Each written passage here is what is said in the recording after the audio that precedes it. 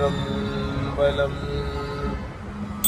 ஓரொரு கால் எம்பெருமான் என்றென்றே நம்பெருமான் சீரொரு கால்வாயோவாள் சித்தம் களி கூற நீரொரு கால் ஓவார் நெடுந்தாரை கண் பணிப்ப பாரொரு கால் வந்தனையால் பின்னோரை தான் பணியால் பேரறைய திங்கனே பித்தொருவராமாறும் ஆரொருவரையும் வண்ணம் ஆட்கொள்ளும் வித்தகத்தால் பாருருவ பூன்முளையீர் பாயார நாம் பாடி ஏருருவ பூம்புணல் பாய்ந்து ஆடேலோர் எம்பாவாய் ஏருருவ பூம்புணல் பாய்ந்து ஆடேலோர் எம்பாவாய்.